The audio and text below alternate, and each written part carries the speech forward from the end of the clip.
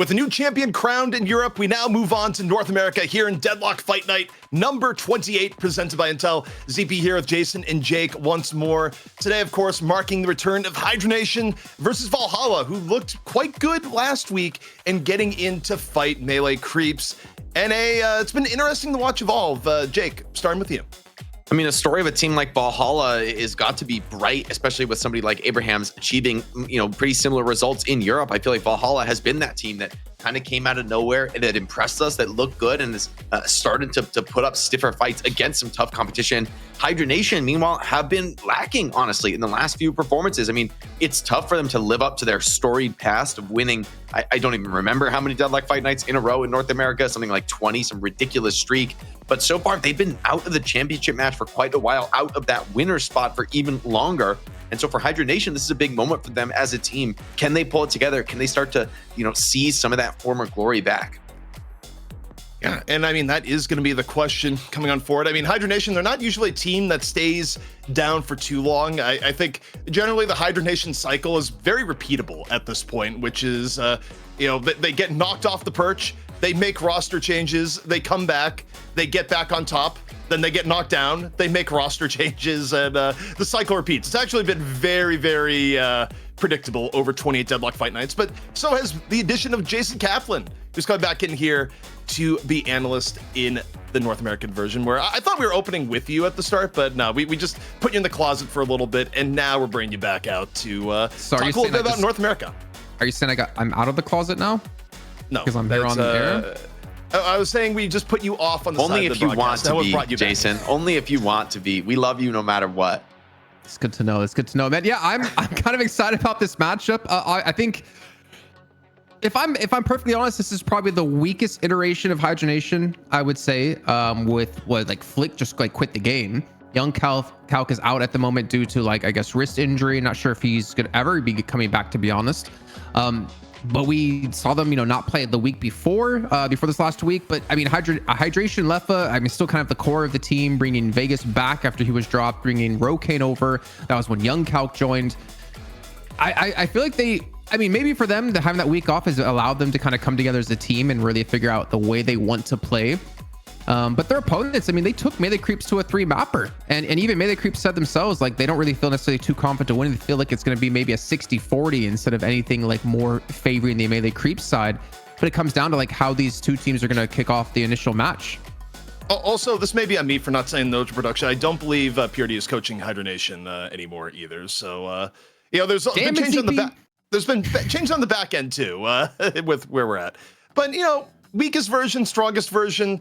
I'm not entirely sure about that. I mean, on the upside, Hydra Nation, they are packed full of talent. I'm not saying Flick is necessarily replaceable, but on the same note, I feel like if you had to have a meta without Flick, who, historically gave them a lot of power playing heroes like Paradox, well, Jake, you're in a meta right now where Paradox doesn't seem to be as impactful, which is kind of a first for Deadlock. So, Hydra Nation might have just kind of stumbled into a meta that's even better for them now with some of the recent changes. Yeah, I think it could be a strong meta for them, but I think the problem that I've seen with Hydra Nation recently has really been their macro play. I feel like other teams in NA have leveled up, have taken their game to the next level. They're playing the objectives better. They're playing for team fights a little bit more intelligently, getting farmed, much the way that Hydra Nation had such a big advantage on that front for weeks and months in NA DFN. Now it feels like that playing field has leveled out quite a bit, and maybe Hydra Nation are in a little bit of trouble, especially going up against somebody like Quig, leading the team of melee creeps. Their opponents, though, in this first match are going to be Valhalla. So I'm especially curious to see if players like Zerbzy and DMB can have as big impacts as they did in the previous few weeks for Valhalla. Yeah, and Jason, you look at this new Valhalla roster, and I mean, they've had their ups and downs, but I do, again, kind of feel like hero pool-wise, things have kind of gone a little bit into their wheelhouse, where you got Lash being relatively decent again, which is good for Lord NM. You got Pocket being a force, which they have incredible versatility on, whether it be Scout who plays it or, more often do. I mean, this is a team that has looked competitive. Neither team in recent memory really being quite at the level of being able to deal with melee creeps, but similar to EU, where I feel like it's been getting closer, I also feel like in NA it has been getting closer too. Well, I mean, looking back at last week's games, DMB was a big portion of their success when it came to taking melee creeps to a third map. His Warden play, which funny enough, the fact that he got Warden over like a John was kind of crazy, but for him to do that, which is kind of a different style of what DMB's used to be playing within like the Hydra Nation crew. We saw Zerbsy on a hell of a lot of Kelvin last week, but then like dual pocket is definitely in his wheelhouse, and that's definitely something that we almost should see him, go to. The thing is, like in theory, I think this patch and this meta can favor Valhalla quite heavily when it comes to the setup up against Hydra Nation, but it's not about necessarily all the pieces. It's about all the pieces coming together and them executing things properly, because Hydra Nation are still going to be led by a team or by individual players who know exactly what they're doing. They've been on the highest echelons of Deadlock in North America for such a long time. But it's great to see like another team like Valhalla come out of the woodworks here and start to put on some big moves and potentially be like the number 2, maybe even after today, the number 1 team in North America. Now moving on, we got our Mo and Krill 1v1 likely coming on up. I say likely because, we try and get them recorded a little bit before the match so the players have time to draft and, everything goes smoothly. But, like classic NA, it got recorded maybe like 2 minutes before we came online. So it may or may not be here. If it's not here, now you know the reason. If it is here, that production is goated with really quick turnaround is... we're at right now. So I'm also curious to see like which draft spot do you guys think is better right now, because I kind of feel it's very tight, especially with like Calico's being the super priority first pick, but we didn't see a first ban, or rather banned by the team who does not have first pick in the last couple of games in Europe. I wonder if NA has a similar read on the meta. Historically though, NA has really played a different game in Deadlock than EU has for the most part. I think it's second pick. Because even in the matches last week against Virtus Pro, Abraham's when Virtus Pro would lose, Virtus Pro would then go for second pick, and when Abraham's had the ability to choose, they would give first pick to Virtus Pro. And then as we saw, like if they pick Calico, then you go Pocket Geist. If they pick like Pocket, you can go Calico. Bro, what is this meta? The blue Mo is just quick melee only. I don't think he heavy meleeed a single time there. Yeah, wait, that looked kind of good though. That was Vegas versus Lord NM, and yeah, his entire thing was just consistent quick melees and hope you don't hit the parry RNG, and it worked out. So Hydra Nation gets choice of first or second. I kind of like it. That was kind of sick, actually. Like, he was like out DPSing the heavy melee. It seemed like I guess the heavy melee is too scared to just overcommit over and over again with the threat of parry. I think Vegas just thought his opponent was Metro or Deathy for losing in the Deadlock game show. Whichever one is up to him in his eyes there, coming in last place. But yeah, I would assume like Vegas and Hydra Nation, they're going to take second pick. Like you get two big heroes under your belt. I don't think there's necessarily one hero in the game at the moment that you like 100% want to secure off the bat, like we had back in the day with like Paradox being the only like pick potential. Yeah, I think it'll be interesting to see how the metas evolve, especially as we get deeper into the game, as like some of these new heroes, end up getting released and further complicating the draft pool. I agree with you. I think the recent box changes have made, for me, Calico just looks insane, right? Like whatever you want on the map, do you want a frontliner? Do you want somebody who can get farmed up a little bit more quickly than other options? Do you want somebody with a ton of mobility who can scout the map? It's like, it feels like Calico kind of offers everything, because not only do you have all those things, but the mobility allows you to get more farm than the competition, and then you end up being a damage carry as well. So for me, from my perspective, Calico has just remained on top, regardless of a few changes and nerfs she's gotten. Just foundationally, what she offers as a character is just so valuable, especially in competitive play where, that ulti doesn't last that long, but a few seconds is all you really need if your team is ready to come and assist you and turn around that team fight. You're going to have opportunities to do that. It's kind of like that old ethereal shift, being available just at level 6, of course, for Calico is amazing. Also, as I look at this here, I do wonder for Calico, if Calico gets nerfed, which feels like community-wise, there's a lot of outcry for Calico getting nerfed, but more importantly, Calico is being really highly valued at the top end, which for Valve games can be the death knell of, oh boy, you're going to get the nerf that. I just wonder for Calico, do they just do the on paper small tweak, but actually catastrophic tweak of going, you know what? You can't actually run in the boxes in Ava form anymore. I feel like that's such a cool soul of the character. I really feel like I would love to see them not touch that and instead just maybe nerf some of the spirit scaling on some of her abilities. Just take down some of like the nuking threat that she has, and I think that will, for me, look better. I mean, they nerfed some aspects of her gun damage. Calico was being built for a while as like a gun damage dealer, which is a little silly when you think about what her spells actually do. The opening Warden ban from Hydra Nation. Interesting choice. We'll see what Valhalla responds with. CP, I thought I was the only cat hater here. If we're talking about nerfing the box pickups in Ava form, you're straight up just murdering our feline hero. I don't think you'll ever see her played as much. You heard it here first, everybody.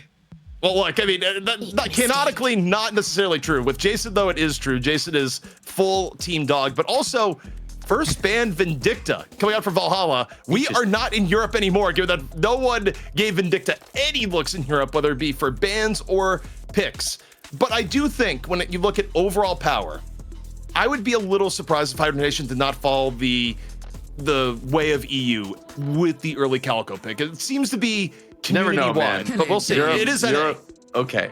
I will say NA loves farming as well. So, Calico is like perfectly fits in that mold for both styles, whether you want to farm or you want a team fight. Maybe it is just always that first pick. Now is the big question. Will Valhalla diverge? Like the meta in Europe would have been straight up right now, like Pocket Geist every time, no questions asked. So those picks are available. You can also look at the Shiv Kelvin though. Both of those are open and is another very strong opening too. Even heroes like Viscus got banned a lot in Europe. So there's more considerations, a lot of choices for Valhalla. Geist doesn't surprise me at all. Delivers very stable, consistent performances. Even if you're behind in souls, you can definitely make plays with that health swap and kind of turn some of these fights around. And you're always great at wave clear and nuking and just giving a lot of value in terms of carrying and frontlining. Yeah, I don't know. I don't know how to get like a thumb on North America, because I know they still value Shiv so highly. Seen as Sinclair as a second pick. Would I rate Sinclair as a second pick? Probably not. There's nothing on the enemy team yet for you to even like value Sinclair as a hero pick at the moment. I think Kelvin would have been a much stronger pick coming in second, because Xerxes been playing a ton of Kelvin this last week. Well, one thing I do like about Sinclair, just the immediate synergy in these first two, is it's actually pretty sick at bailing out the Geist. If people are trying to initiate on Geist and like nuke her down, then you can kind of turn that around by just rabbit hexing people. It creates like the perfect opportunity for Geist to get a free swap to break some of those combo setups. It also kind of threatens a lot of the picks you might want to go for in Hydra Nation. Now you have to worry about the threat of something like the Sinclair copy. I do love the Mirage, though. Hydra Nation looks amazing with the Mirage. I think this is a really great hero for Leffa, who has always been one of the better farmers and the better like late game carry players in Deadlock. And Mirage allows him to really focus on that aspect of his game, and he doesn't have to worry. He can show up to team fights just with the ultimate, right? So he can be playing a very selfish style and yet still be participating in the macro plays the team is looking for. Also, speaking of participating, it's going to be Viscus participating for the first time today, not getting banned like Viscus was in EU on permaban status. But now you've picked a Viscus too. You think about ways of rounding out your front line. You're a little bit less likely as Valhalla to go for something like a Mo and Krill. Now that you have the Viscus. Okay. Oh, never mind. You know what? Okay. I mean, Viscus is an answer to Mo and Krill with the cube and with the roll. It's like, it's a good matchup. However, you can't be everywhere all at once on Viscus, and the cube is a skill that often needs to come out somewhat earlier in the fight. So I still think Mo and Krill is not crazy, especially if it can have a strong lane and can just be an individually strong damage dealer. You can get that Torment Pulse online. You can have like a decent farm in the mid game and start to threaten and steal some of those camps. Jason, that was probably the biggest curse I've thrown out there, but it is a little bit weird to me, given the fact that usually people pick Viscus in response to Mo and Krill, and this is one of the rare times we see Mo and Krill get picked in response to the Viscus. I mean, we did see him picked twice out of Valhalla up against the melee creeps. It's not too crazy, but I definitely say in this circumstance, as we're discussing, is a little bit interesting to see it being used against a Viscus already being picked up. But then also to see like a pocket ban and a Shiv ban. The Shiv ban, understandable. It's been banned a lot in North America. It's been played a lot in North America. But the pocket ban, I think that one I kind of find interesting, because like Duke can play pocket. I'm surprised to actually not see them commit for a Geist pocket matchup right off the bat, considering we've had that in EU whenever it was available. Wouldn't hate a Kelvin here. For Valhalla, they've got a lot of frontlining. They're gonna go Yamato, another hero untouched in Europe that gets picked here in this game. So clear NA has a very different read on the meta as usual here in DFN. Very curious to see how Hydra Nation responds. I mean, still nobody taking the Kelvin. I think if just Kelvin like being a great rescue beam user, being able to ulti and drop urns, like for me, the confirmed urn dropping is like so valuable that Kelvin can offer in some of these team fights. God, right? I'm really surprised to see it not going, especially with Hydra Nation taking Lash. You got to imagine this really does make the pick, the Kelvin, more attractive here for Valhalla, especially unless Hydra Nation grab it right here for themselves, which they very well might.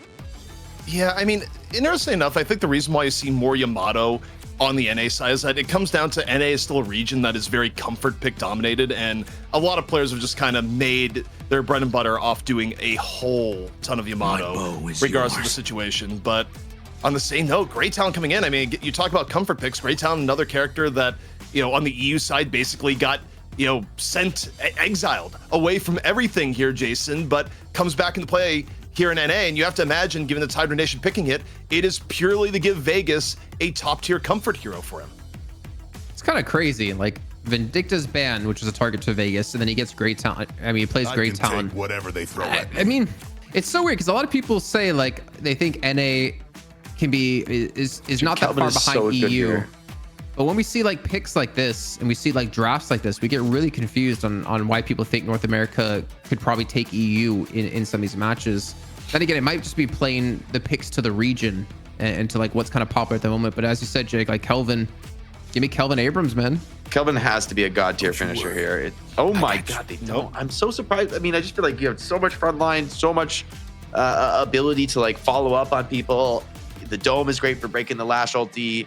Can deny Viscous completely from the fight when he tries to roll. You're just like dome and isolate somebody else away from the ball. And it's really awkward on Viscous to like re-engage if you're outside the dome. Is this low-key messing with us and it's actually a Kelvin ban, not Vindicta? that would be interesting. We get surprised. That was the case the entire time. Also, Wraith gonna be the final pick for Hydra Nation. So in terms of who's playing what, there's also a world where, you know, it could be Lefa on the Wraith instead of the Mirage, and then you put something like Rocane onto the Mirage instead, or vice versa. So they've kind of opened things up here, but you have a really big difference in how both teams are approaching this, where you have frontliners, you have like Calco's a frontliner, but not like ultra tanky unless she gets ahead. Viscous is kind of his like quasi frontline that he always is, but also part support. And a relatively squishy team against a team that is just full of tankiness between Geist, Mo, Yamato, Abrams. So there's a pretty distinct, different approach here from both teams here, where you got one side going full in frontline and the other side just going much more finesse on how they're approaching the game, Jason. Echo Shard Cube coming out of Viscous here. I mean, you need to keep your backline safe and you don't have much of a front line to do so, that you're just going to be walked over. You know what? I'm almost, if you were so hyped about like seeing a support 7 in the last match. I actually like Echo Shard Cube this game. I think that is the meta skill to empower with Echo Shard on Viscous, especially in this game with a lot of single target lockdown, right? Like Sinclair has AoE, Abrams theoretically has AoE, but right, for the most part, you're grabbing one person with some of those skills. And then of course, Mo and Yamato tend to be like hard focusing one person down, chasing them super hard. And so I think Viscous is going to have a great game this game. I think it's a wonderful Viscous game. I think also though Sinclair has some really impactful copies this game. Lash ult, Viscous ult for me are two of the best in the game. And then you always have Wraith who can sort of counter Wraith by just copying her ult, Wraith ulting Wraith herself. And she's super vulnerable, of course, when she's disarmed like that. And so for me, I like all the catch and the front line that Valhalla has. I'm like you guys a little bit worried about some of the squishiness of these backliners on Hydra Nation. Will they be able to actually stand and deliver that damage when people are getting locked down left and right by all the options that Valhalla has? Well, Jason, you know what, ZP? It wouldn't be NA and it wouldn't be Hydra Nation without someone being in the bathroom from the Hydra Nation side. Is that actually the delay that's going on, right? Whenever we have delays with Hydra Nation, that's what I assume it is. Unbelievable. This has been going on for 10 years. 10 years in North America. And it's going to live for years longer. Look, the most well-hydrated players on the planet, you know, I'm not going to bait anyone into saying anything else here, but, you know, Jake, it's an NA tradition.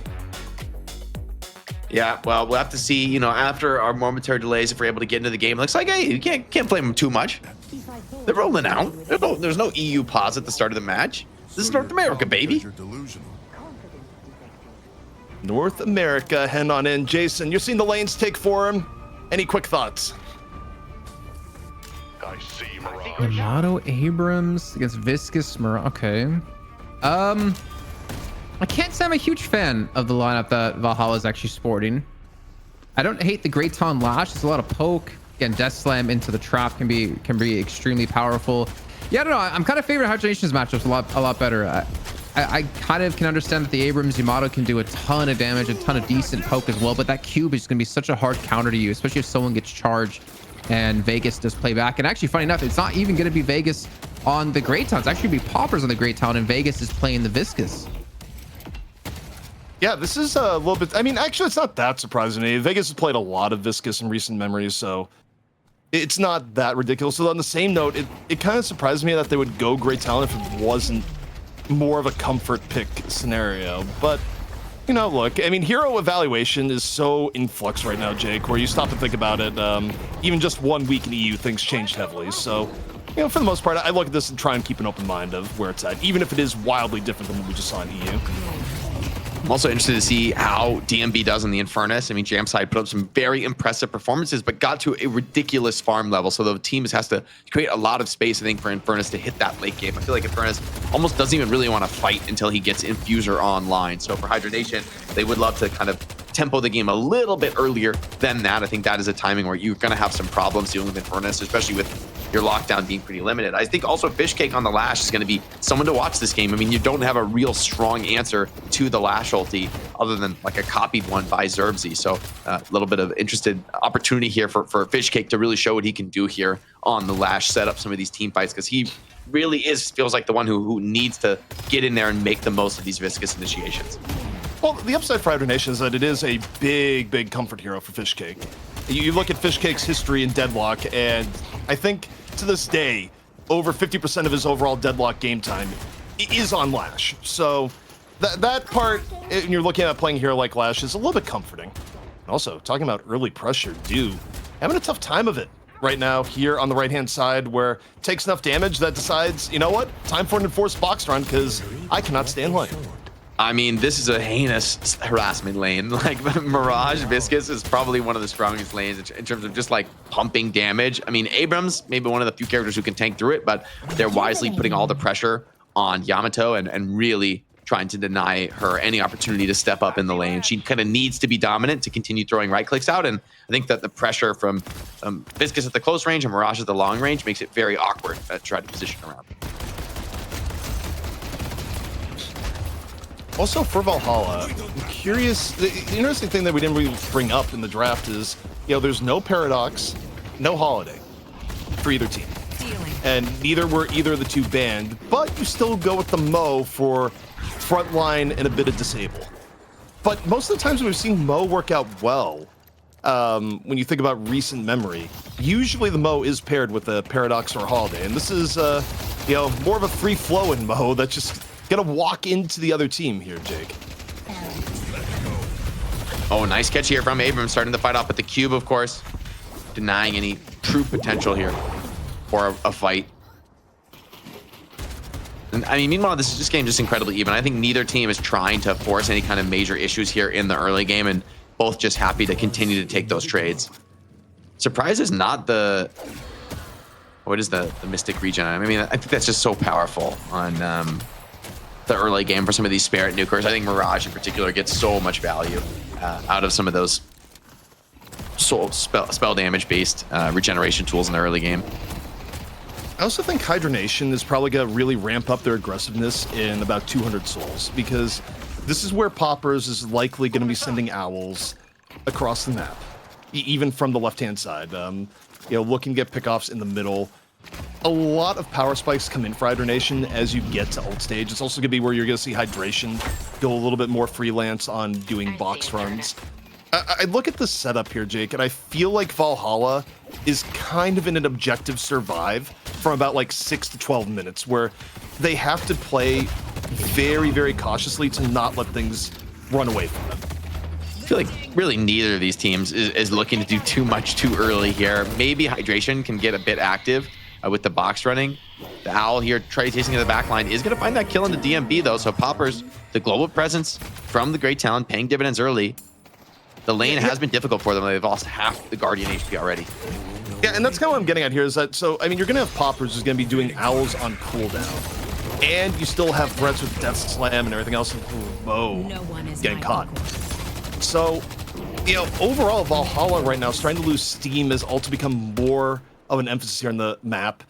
And, you know, it's not the end of the world here. It's just, you know, 1 to 2K at the moment. But I do feel like this era of the game is like Valhalla's going to have to play very cautiously up until, at the very least, you know, first turn.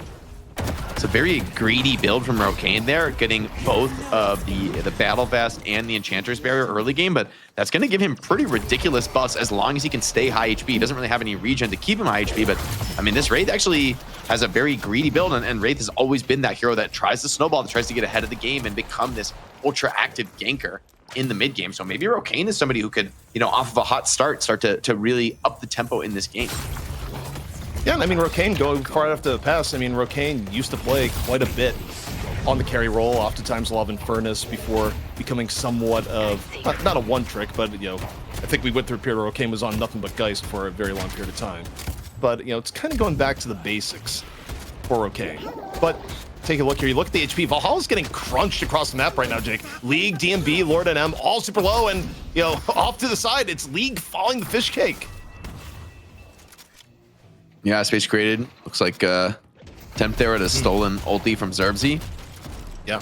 Doesn't find any connections on that one. But Lord NM is the mid lane in particular is really starting to struggle for Valhalla. They did a lot of tower pressure here in the early minutes, but Hydra Nation kind of stabilized it, and now it's their turn to continue to strike back.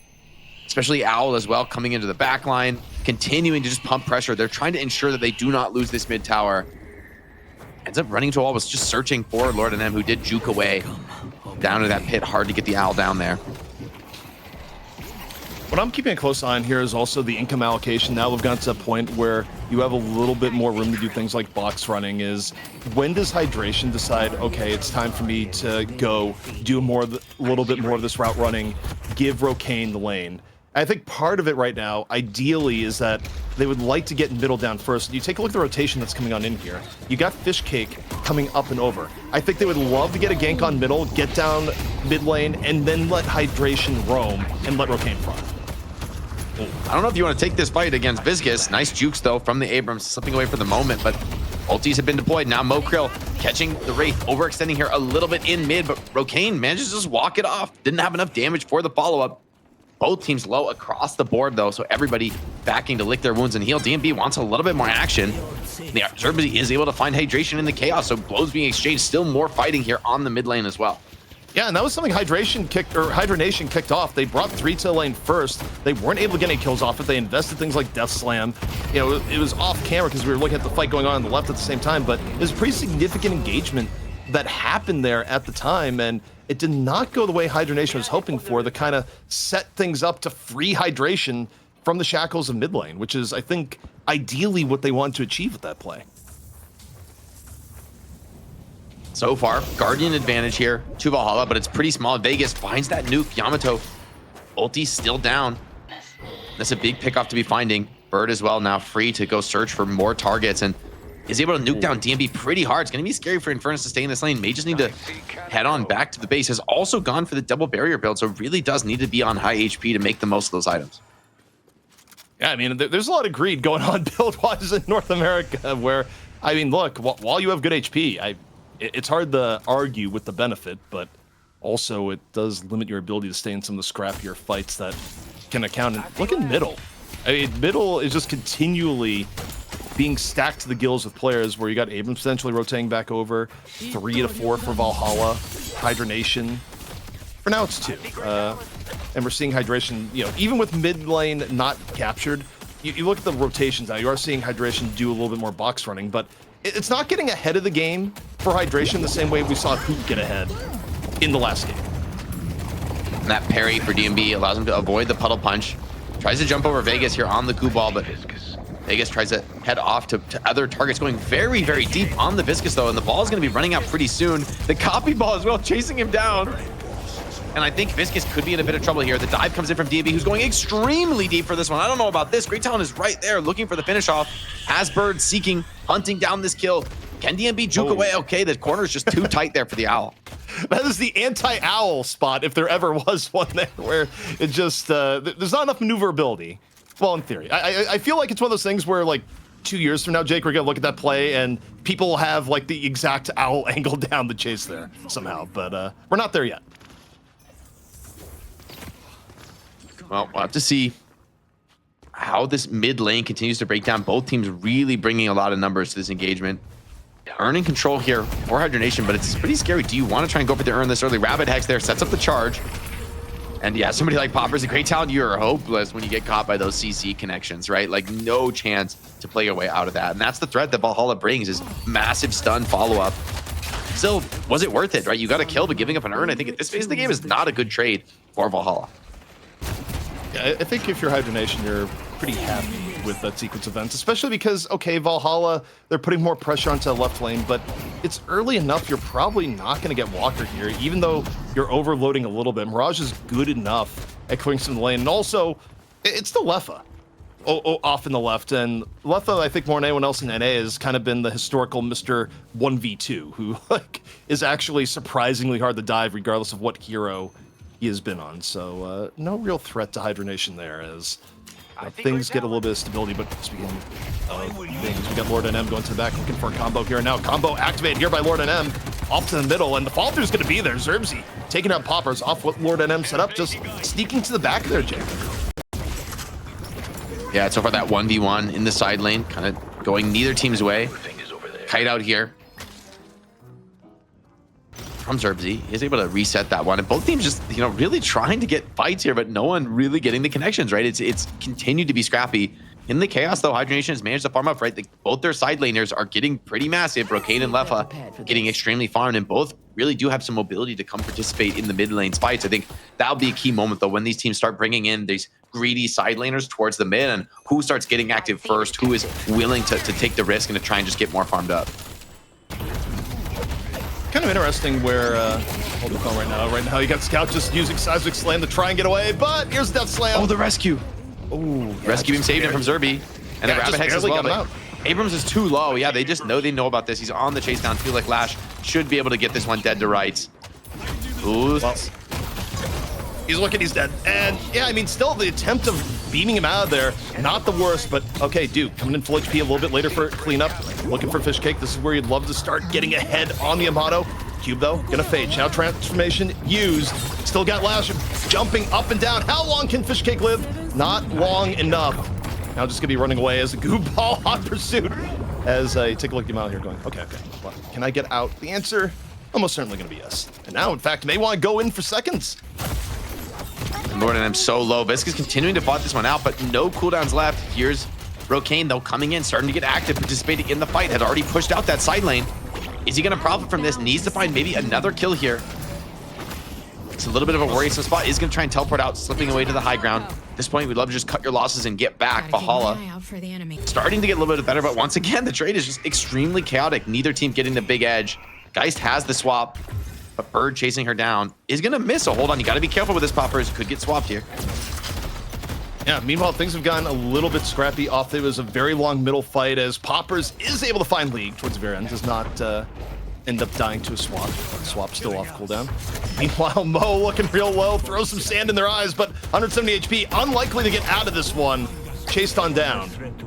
And you look at the income allocation here, a few surprising things to me, and you know, maybe a good time to bring in Jason is that, Jason, you look at this here, Hydration not really getting far ahead of the game, but on the same note, I mean, Rocane is looking mega farmed, and Lefa not that far behind. Yeah, they've left Rocane in the side lane for a very, very long time. As you mentioned, he got involved with the fight, and he's getting involved with the telekinesis on Abrams here, taking down Scout under the Walker. I think they're just allowing him to farm up, and maybe they're going to allow Hydra Nation now to start getting some farm, and maybe we'll use Rocane in some of these engagements. But then you look on the other side of the line here, there's really no one is farmed even close to as farmed as he is. Swap available. Oh, but they dance away. Fish Cake able to keep League at arm's length there. And now Hydra Nation have started to open up a little bit of a gap here. The mid lane still being pressured heavily by Valhalla, though. They're keeping these lanes out, making it difficult for Hydra Nation to actually capitalize and turn these fights into objective takes. You know, one thing we didn't really touch on in the draft, Jake, that I think is kind of hurting Valhalla pretty significantly here in team comp-wise. They have too many heroes that need farm. You stop and think about it here. You want your Yamato to be further ahead than she is. You need your Geist to be where she is or more. And on the same note, like, you need your Infernus and ideally your Abrams to be at least above average in the game. And the reality is there's not enough farm for all the heroes to go around at the moment for Valhalla. And I think it makes their late game a little bit trickier. And I also wonder if it's part of why we haven't seen Do get enough clearance, just because almost everyone in Valhalla has been trying to get a piece of the pie. Yamato is going to ulti into the action here. Wraith has already used the ulti as well. Both teams now bringing a lot of resources into this engagement. Mid lane, though, being pressured by Valhalla, so they're going to attack this one a little bit, not bringing as many characters to the fight. Abrams fighting it out, slugfest here with Leffa. Midwalker is going to be going down, though. I mean, Lord and League are ratting this one out, so Valhalla, even if they end up losing this fight, are still in a pretty nice position, and Leffa's continuing to fight despite being incredibly low. I don't know if this is worth, Jake. They got the Walker, but it may be three. Yeah, 3 kills is very, very expensive. Look, I'm all for objectives, but this was too high of a price to pay. Unless you get a couple kills back here, hold on. So Geist and Mo, they came back to this one. If they, like, Wraith is caught here, if they can figure out where she is, and I think they know they've got a read on this. She's gonna teleport back up in the back calls here. Yeah, but I mean, Mo catches her one time, you could be dead. Needs to grab her. There it is. I think she's close to TP, but the pressure is just too much. Surely she's down. Yep. And the follow-up is there. And grabbing those 2 kills back starts to make that one look pretty okay here for Valhalla. Getting that mid walker is pretty powerful. The fact they have all 3 walkers still defended for their side. I mean, they are at a bit of a soul disadvantage, but I think they can play with the walker advantage and try to get just a little bit more out of the map. So not the worst trade in the world. I still think I look at Valhalla right now and I wonder what was the point with Yamato, with where you're at the moment, like, and how they've kind of allocated things at the moment. I mean, again, the upside is that your Geist is in a pretty good spot. Infernus isn't bad, but you've kind of pigeonholed yourself into battle Yamato, and you're not going to have the impact in the game that you would if you had drafted a comp that would have funneled a little bit more farm over and in. And I look at Hydra Nation right now, and I feel like their end game, on top of being ahead a bit right now, how they've been preparing for the end game has been superior in my eyes. And I look at here, I feel like it actually means that Valhalla needs to make something happen pretty soon here. Otherwise, like, I think it's going to get too out of hand. Arctic Blast is pretty big here, setting up some massive damage on a DMB, who's now in quite a bit of trouble. Hydration snuck in a few melees there as well. Bird gonna come in, look to assist this goo ball, diving very deep under tower, but this is an Abrams, a pretty challenging kill to get under the walker, and yeah, I think with this skill running out, but hold on, the fish cake, the lash hole, catches him again, so they're able to even chase and get that kill. So Hydra Nation wasting absolutely no time in turning around, starting to pressure the opposition, starting to take some of their walkers, trying to get a trade out of this Valhalla, but still a bit of a healthy walker here. Opportunity here for Hydration to come back if they want to make the defense. Seems like Left with contention just deny what he can. And Valhalla, they're going for walker trades at the moment, but again, the trades have been more punishing, where they gave up a walker for a walker and kills in turn. It wasn't super ideal when you look at the back and forth, and you look at what they're getting in turn at the moment. Hydra Nation, I feel like they have not only a clear lead, but they also have more map control. And you know, for Valhalla, you take a look at the comp they have now too. Short of Lord NM just walking up on someone for a raw combo, they don't have the greatest initiation at the moment now, Jake, either. Yeah, I think this Arctic Blast is actually a very big power spike for Calico. It makes her such a problem in terms of disrupting you in the initiation moment of the team fight. So you can see Valhalla a little bit behind, looking to make some kind of a play here to get back into the action, see if they could catch somebody like Poppers. That would be your ideal target. Yeah, they're moving forward, and combo comes out. This fall through going to be there right now, looking for Vegas. Vegas super low and down. That's one way to deal with the goo ball. So quick gank coming in for Valhalla. Copy goo ball. Exactly what they need, and yeah, they get Poppers as well at the very end. So really nice, and now I think they go straight mid. You take a look, everyone's immediately backing on out. They are going to go for mid boss. They have a small window to do it, but you're also going to have Fish Cake coming in here with the Death Slam. This is not necessarily free at all. Still, I think it's your best opportunity to get back into the game. We've seen how mid-boss can turn games on their heads. This could be no exception. Hydra Nation, do you want to contest this? If you contest and fail, I think your lead is gone completely. It's a risky one. Fishcake thinking about it, but I think they are going to elect to back off. I actually think that's the right decision. With something like Rabbit Hex, with Yamato ulti, there's so many secure threats for Valhalla. Better to just back off and cut your losses. So while the game is even, I think Hydra Nation can definitely still play their way out of this. Fishcake trying to be greedy here and snatch that movement buff away. I think he's going to get away with it. So that's a nice little consolation prize. And Valhalla's trying to do the earn, but I don't know if they have enough players to do that. The lane's also pushed against them. It's pretty scary here in the side lane. Also, Shadow Transformation is gone if this turns into a larger scale fight. They had to burn it to basically deter the Rejuve contest. It's kind of one of those ups and downsides of running Yamato, is that the upside is that you can make Rejuve a lot more reliable, but weirdly enough, you get the Rejuve and your team fight feels bad for about the first 30 or 40 seconds after, because your Yamato is basically half the hero that she otherwise would be in that situation. So earn control for Valhalla and Rejuve control, but still a bit behind Hydra Nation. Also, in terms of comps, Hydra Nation's running a team that is a little bit scarier for open air earn fights. Yeah, that's true. Somebody like Poppers, especially Fishcake, can really be dealing a lot of damage, causing major problems from range. Now Valhalla's bringing everyone, though, to this right side, and they're going to get a free earn turn, and Hydra Nation just a little bit too slow to stop that one. That's a little surprising. That's one of those things where you think you would go in a little bit earlier, but Hydra Nation decided, nope, not worth it, and the gap closing. With Veilwalker is actually super scary, but Hydration has Scourge now too, so the front line is going to start to really evaporate from Hydra Nation. It's kind of a sick spot actually from GT here. I'm going to steal that for some of my games. It's just a combo. You counters for the moment, and I mean, Lord and M is just dying to the Scourge. Massive threat from Hydration in the front line. He hasn't even ulted yet, so he's going to be able to continue to dive deeper. And the copied Goo Ball just forces Zerbzi to full retreat. Valhalla just seems like they can't fight anymore, ZP. The fight engage was really tough. Yeah, he's done. And yeah, I mean, the general power of the open skirmishes right now have just gone really in favor of Hydra Nation. And I think a lot of that just comes down to like how the income has been allocated. Vegas, though, perhaps overstaying a little bit, getting a Rejuve benefit. Kind of being felt a little bit here for Valhalla, but DMB's real low, 200 HP, a little bit parkour here on the rooftop. Rescue beam coming on in, turning in and around, still getting chased down by Hydration all the while. Here comes the Mo, though. The Mo might have been the bouncer required, as that's going to give enough clearance for DMB to get out of there.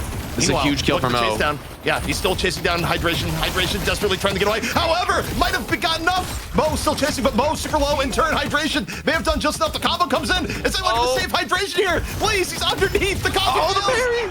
And he actually gets saved at the last moment with the parry. That is ridiculous. That was so insanely close there. Lord and M just desperately looking for some follow-up, but it wasn't there. And Hydration escaping on just a sliver of HP. The Rejuve has kind of slipped away here from Valhalla. They really haven't gotten so much value out of it. However, it has reasonably stabilized the disadvantage in terms of souls. They're only down 9k, 10k right now, so still not the end of the world. And you can see actually it's Valhalla with most of their map to farm should they want to take their side of the jungle.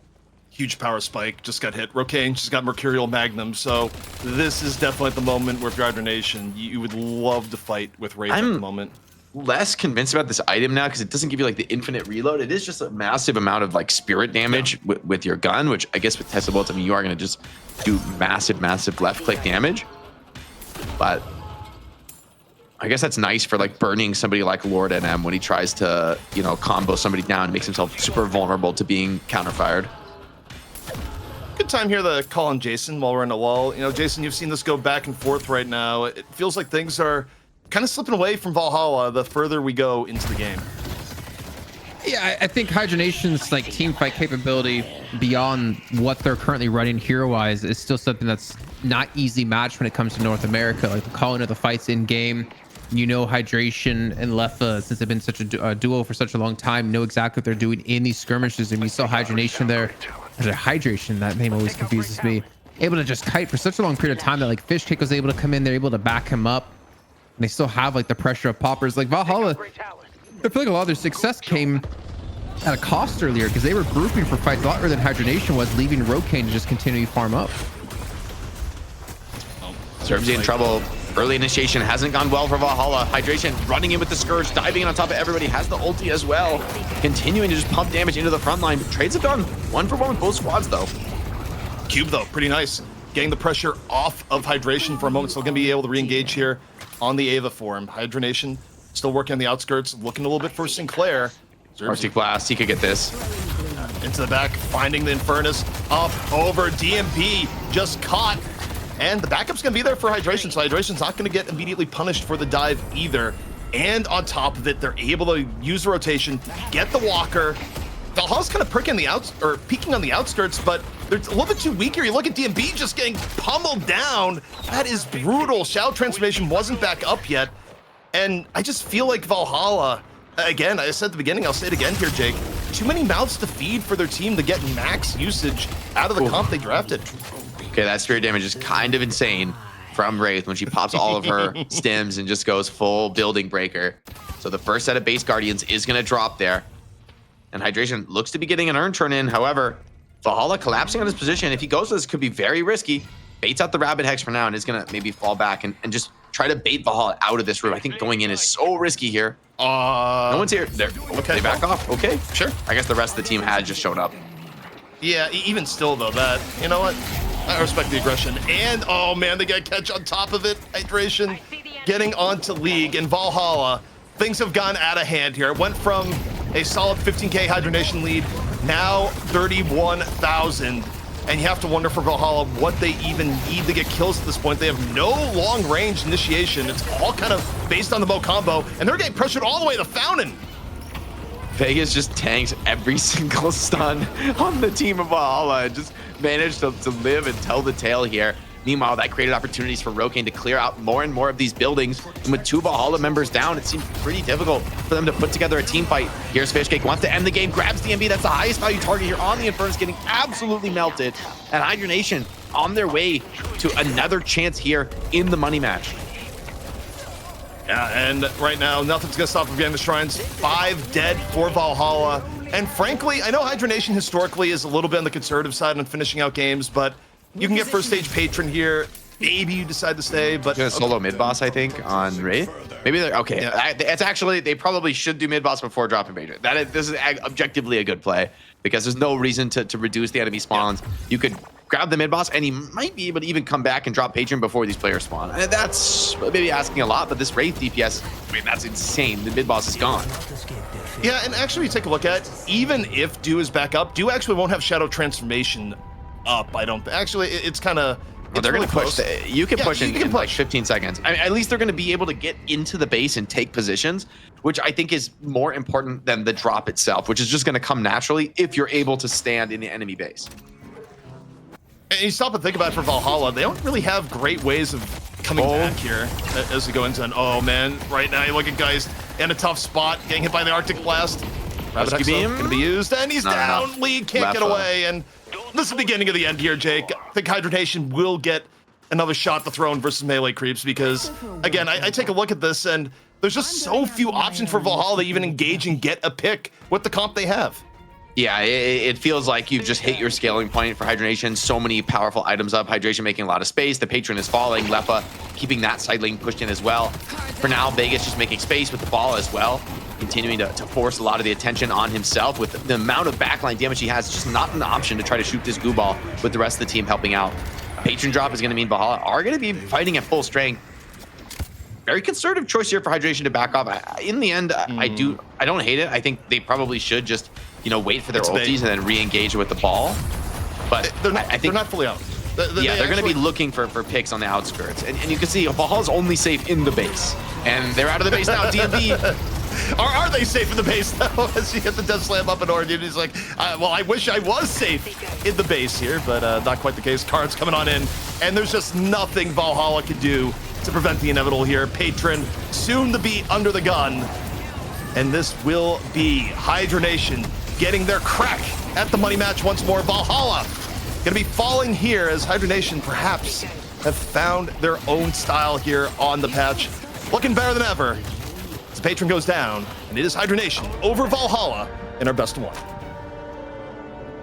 Yeah, great outplays for this game. I think especially Vegas just really understanding his role in this game as the disruptor, constantly initiating fights. And I mean, it's scary for Viscus, right? Even Viscus Ball getting Abrams pinned, getting Mo ulted, like there's a lot of control for you on Viscus. But Vegas at some point in this game just realizes like, look, all I have to do is create chaos in the team fight. And Rocane is massive on the Wraith. Lepa is huge on the Mirage, and they're both delivering hybrid damage. So you just can't stand and be shooting at the Viscus while those immense backline damage dealers are threatening you. And at the same time, trying to actually catch those backliners proved to be impossible. Wraith and Mirage just too mobile, constantly staying out of the fight. And then those Lash ultis felt like DMB could never really stand and deliver on the same level.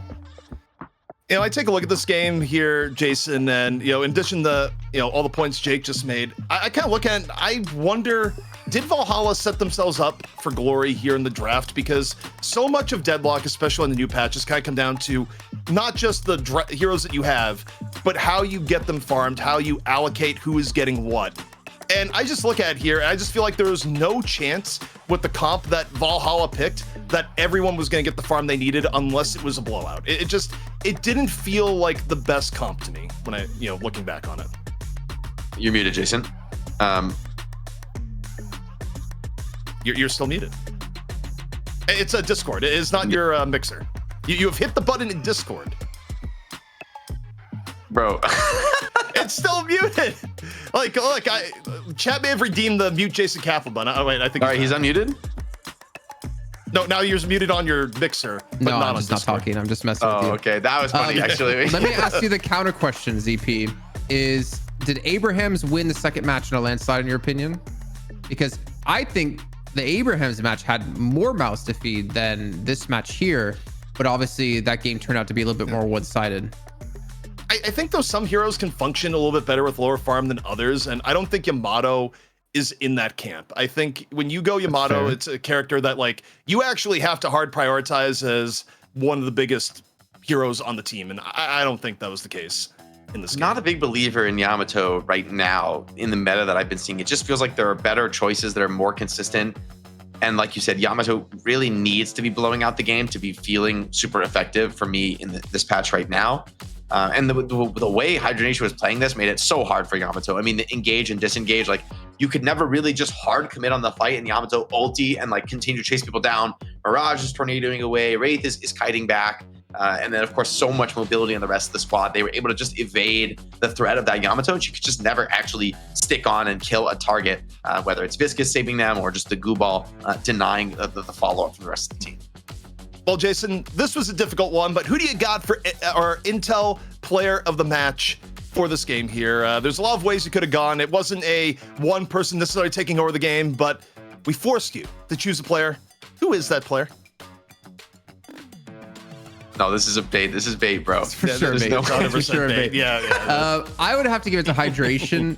And the thing is, I feel like there was nothing that insanely stood out in this game other than like Hydration playing Calico well without a ton of farm. Like I think they gave Rocane like a majority of the farm, giving Lefa a majority of the farm, and he kind of was the poverty player of the team. But the impact he had once he got Arctic Blast, as Jake pointed out, like he was able to 1v1 DMB. He was constantly applying so much pressure and having that kill potential of 1v1ing quite a few different players. I think he kind of bounced back in Calico in a different way than we saw Hoop play Calico in this game, and that's kind of why I wanted to lead it towards him, because he still seemed to be like the focal point of the team, and it felt like they're mostly playing around him. Because honestly, how many like big death stuns did we see at a fish cakes? How many like big owls did we see like hit 3-4 players for stuns? It was mostly just Hydration, the one to go in and like force the fight onto him and the rest of the team to clean up. You know, Jake, one thing that I saw there that kind of reminds me of our early talk of the draft too, that I think happened in multiple highlights here, is that Lord and M, of course, would go in for a combo, and combo would get responded to by Cube. And I still think back to like the confusion of the draft of like, usually, generally speaking, teams don't always pick Mo when a Viscus is on the board, and oftentimes people in the past would pick Viscus when Mo was picked. So I go back at that pick, and it seemed strange to me even now. Yeah, I don't love the Mo this game. I really did like Hydration's build, though. I think like the Arctic Blast Scourge looked pretty insane, right? Like especially with Scourge as an item on somebody like the Calico, right, when you're already building Torment Pulse, you're already ulting and standing right on top of people, you're actually doing massive damage in this game. I mean, look, he's not that farmed, right, compared to most of his teammates, right? Like Vegas is on pretty much the same amount of farm, and that he's still keeping pace with the top damage in the game with a huge activity on the map. And a lot of that comes from just Scourge, Arctic Blast, like standing on top of people with Torment Pulse. And like, it just feels like Valhalla, you have to run away from that. But falling back is the last thing you want to do, considering you've got Great Talon, you've got Wraith, you've got Mirage, you've got massive damage threats that you need to be as attacking and killing with this comp, with the stuns, the control they have. And yet you're trying to fall back. You're trying to run away from Hydration in Vegas. So those players really did their job from my perspective. I think Fishkick also looked great on the Lash. And so congrats to Hydration, a big win for them. And like you said, one that they've done really in their own style that does bode well for them. I think teams that try to just copy what the team on top is doing, it can work, but it puts you in a difficult spot. Whereas playing to your own comfort maybe is part of the recipe for success. Or look at Hydration's Souls by Source breakdown. 18% from breakables, 16% from troopers. More from breakables than lane creeps is actually actually crazy. I don't think I've seen that yet. Oh my God. You know what it is though? I think this is an instance where Hydration specifically, as he broke into the mid game, was ignoring neutral camps and saying, nope, other people on my team can get that. I'm just all about the breakables. I know what I'm good at. And it kind of brings me back to the age-old days of like Hydra Nation being on top, where there's certain things they did economy-wise that were kind of ahead of their time in terms of how they apportioned who was getting farm and why, and actually making the decision of, no, I'm just going to ignore some of the neutrals here and go specifically more for this. I think it's smart. I mean, yeah, you're doing that with Calico kind of naturally anyways, but it's almost taken to the next level by the fact that we're looking at the breakdown here and be like, hey, wait a second, you just got more breakables than in lane, but the rest of Hydra Nation was capitalizing on the souls in lane and the souls from the neutral end, which probably helped in getting the big gap they had over Valhalla by the end of the game. So, I mean, honestly, smart from the soul allocation end. Yeah, I mean, and also you just got to think about Rocane and Lefa. Look at those stats. Those are like dream stats. 1 death each on these like hard carry rolls and just big kills, big participation, big farm, big damage, just doing everything you want them to be doing. And that double carry threat in the late game ended up being potent. I feel like Valhalla, in hindsight, maybe really needed to snowball this game and blow it out very early, because once Rocane and Lefa were online, it felt like too little too late. So I wonder where was like Kelvin in this combo for them? Like if you drop out, I don't know, I would say maybe, I think in fairness, just that last pick should have been Kelvin in my opinion, or maybe it's anywhere in the draft, right? Like Kelvin would have been good against Lash. It would have blocked GT's follow-up damage, could have isolated some of these targets, allowed you to fight into them. But I think maybe by that point they were too focused on the cover pick. Maybe the Yamato is the most glaring hero of like that just didn't bring the value I think it was meant to for Valhalla. Well, the champion fell earlier today in EU. Can the same happen here in North America? Hydra Nation looking good after the challenging match. Now into the money match, looking to reclaim the throne here in North America. But to do so, they'll have to get through a determined Melee Creeps team first. Will this be the night of Hydra Nation's ascension once more? Join us in a few. We'll find out.